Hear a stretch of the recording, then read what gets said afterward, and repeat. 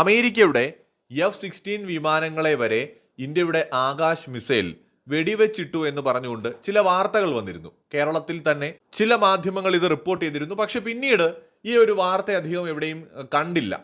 അത് ഉണ്ടാകാൻ സാധ്യതയും വളരെ കുറവാണ്. F-16 വെടിവെച്ചിട്ടു എന്നുള്ള വാർത്തകൾ പൊതുവെ അന്താരാഷ്ട്ര മാധ്യമങ്ങൾ മുക്കാറുണ്ട്.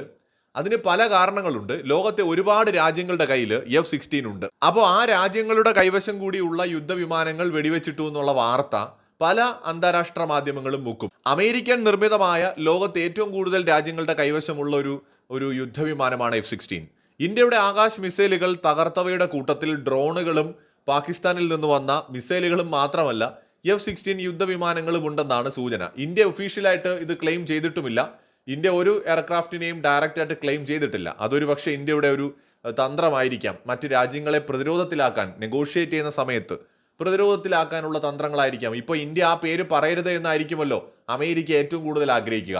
ചൈനീസ് നിർമ്മിതമായ ഒരു JF-17 തകർക്കാനും ആകാശ് മിസൈലുകൾക്കായി എന്നും റിപ്പോർട്ടുകൾ ഉണ്ടായിരുന്നു. ഇതും ഇന്ത്യ ക്ലെയിം ചെയ്തിട്ടില്ല. പക്ഷെ 6-ലധികം പാകിസ്ഥാൻ യുദ്ധവിമാനങ്ങൾ തകർക്കപ്പെട്ടു എന്നുള്ളത് ഏറെക്കുറെ വ്യക്തമായി. ഇത് മാത്രമല്ല, ഇതിനെ സാധൂകരിക്കുന്ന ഒരു സ്റ്റേറ്റ്മെന്റ് ആകാശ് മിസൈലുകളുടെ ശില്പിയായിട്ടുള്ള ഡോക്ടർ റാവുവിന്റെ ഭാഗത്ത് നിന്ന് ഉണ്ടായിട്ടുണ്ട്. ആകാശ് മിസൈലുകൾ ഏറ്റവും നന്നായി പെർഫോം ചെയ്തു എന്ന വാർത്തകളോട് അദ്ദേഹം പ്രതികരിക്കുന്നത് തൻ്റെ ജീവിതത്തിലെ ഏറ്റവും സന്തോഷമുള്ള ദിവസമാണ് ഇന്ന് എന്നായിരുന്നു. അതായത് ഇന്ത്യ പാകിസ്ഥാൻ പ്രശ്നങ്ങൾ നടന്ന സമയത്ത്, ആ ഒരു മെയ് മാസത്തിൽ 8, 9, 10 തീയതികളിലായിട്ട് നടന്ന സംഭവങ്ങളാണ്. ഏതാണ്ട് 300 മുതൽ 400ഓളം പാകിസ്ഥാൻ ഡ്രോണുകളെയും പാകിസ്ഥാൻ നടത്തിയ മിസൈൽ ആക്രമണങ്ങളെയും പ്രതിരോധിക്കുന്നതിൽ ഇന്ത്യയുടെ ഏറ്റവും പ്രധാനപ്പെട്ട മുൻനിര പോരാളിയായി നിന്നത് സത്യത്തിൽ നമ്മുടെ ആകാശ് മിസൈൽ കൂടിയാണ്. ഡ്രോണുകളെ തകർക്കാൻ നമ്മുടെ D4 സിസ്റ്റംസ് വഹിച്ച പോലെ പങ്ക് ആകാശ് മിസൈലുകളും വഹിച്ചിട്ടുണ്ട്. പാകിസ്ഥാൻ മിസൈലുകളെ നിഷ്പ്രഭമാക്കാനും പാകിസ്ഥാൻ യുദ്ധവിമാനങ്ങളെ തകർക്കാനും. ഇത് അമേരിക്ക ഉൾപ്പെടെയുള്ള രാജ്യങ്ങളെ ഇന്ത്യയോടുള്ള അവരുടെ മനോഭാവം മാറ്റുന്നതിന് വലിയ രീതിയിൽ കാരണമായിട്ടുണ്ടെന്നാണ് സൂചന. കാരണം അവർ വിചാരിച്ചിരുന്നതിനേക്കാൾ പവർഫുൾ ആണ് ഇന്ത്യ എന്ന തിരിച്ചറിവ് അവർക്കുണ്ടായിരിക്കുന്നു. അല്ലെങ്കിൽ ചൈനയോളം തന്നെ പവർഫുൾ ആയിട്ടുള്ള ഒരു രാജ്യമായിട്ട് ഇന്ത്യ മാറിയിരിക്കുന്നു എന്നൊരു പക്ഷേ അമേരിക്ക കണക്കുകൂട്ടുന്നുണ്ടാവാം. ചൈനീസ് ആയുധങ്ങളെ പോലും ഇന്ത്യ നിഷ്പ്രഭമാക്കിയത് അമേരിക്കയെ ഞെട്ടിച്ചിട്ടുമുണ്ട്. എന്ന് വെച്ചാൽ ഇന്ത്യ ഒരു ലോ പ്രൊഫൈൽ കീപ്പ് ചെയ്യുന്ന എന്നാൽ വളരെ പവർഫുൾ ആയിട്ടുള്ള ഒരു രാജ്യമാണെന്ന തിരിച്ചറിവ് യുണൈറ്റഡ് സ്റ്റേറ്റ്സിനും ഉണ്ടായിരിക്കുന്നു. പൊതുവെ നോക്കുമ്പോൾ ദാരിദ്ര്യം വളരെ കൂടുതലുണ്ട്. മറ്റു രാജ്യങ്ങളെ അപേക്ഷിച്ച് പെർ ക്യാപിറ്റ കുറവാണ്. ലോകത്തെ 4ാമത്തെ സാമ്പത്തിക ശക്തിയാണെന്ന് പറയുമ്പോഴും $3000 മാത്രം പെർ ക്യാപിറ്റ ഉള്ള ഒരു രാജ്യമാണ്. പൊതുവെ പുതിയ ഇന്നത്തെ ലോകക്രമത്തിൽ വെസ്റ്റേൺ കൺട്രീസ് മുന്നോട്ട് വയ്ക്കുന്ന ആ ഒരു ഗ്ലോബൽ സ്റ്റാൻഡേർഡ് ഒരു തരത്തിലും മീറ്റ് ചെയ്യാത്തൊരു രാജ്യമാണ്. അത് ജനങ്ങളുടെ ഒരു പെരുമാറ്റത്തിലാണെങ്കിലും ജനങ്ങളുടെ ഒരു ജീവിത ശൈലിയിലാണെങ്കിലും വസ്ത്രധാരണത്തിലാണെങ്കിലും ഈ വെള്ളക്കാർ മുന്നോട്ട് വയ്ക്കുന്ന ആ ഒരു ഗ്ലോബൽ സ്റ്റാൻഡേർഡ് ഇന്ത്യക്കാർ മീറ്റ് ചെയ്യുന്നത് വളരെ കുറവാണ്.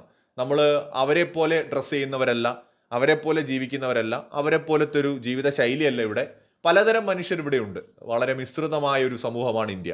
അപ്പം അതുകൊണ്ട് തന്നെ അവരുടെ കാഴ്ചപ്പാടിൽ നമ്മൾ പിന്നോട്ട് നിൽക്കുന്ന ഒരു രാജ്യമാണ്.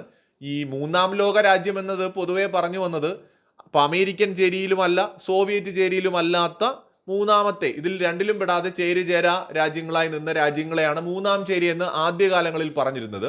പക്ഷെ പിന്നീട് അതൊരു ഗ്ലോബൽ സ്റ്റാൻഡേർഡിനെ സൂചിപ്പിക്കുന്നതായി മാറി. ഏറ്റവും ഉയർന്ന ചേരി എന്ന് പറയുന്നത് സമ്പന്ന രാഷ്ട്രങ്ങളും, അത് 1ാം ചേരി അമേരിക്കയും യൂറോപ്യൻ രാജ്യങ്ങളും ഒക്കെ. 2ാം ചേരി എന്ന് പറയുന്നത് റഷ്യ പോലെയുള്ള രാജ്യങ്ങൾ ഉൾപ്പെടുന്നതാണ്. സോവിയറ്റ് കാലത്തിൽ കമ്മ്യൂണിസ്റ്റ് രാജ്യങ്ങളെയും പൊതുവായി 2ാം ചേരിയിൽ പെടുത്തും.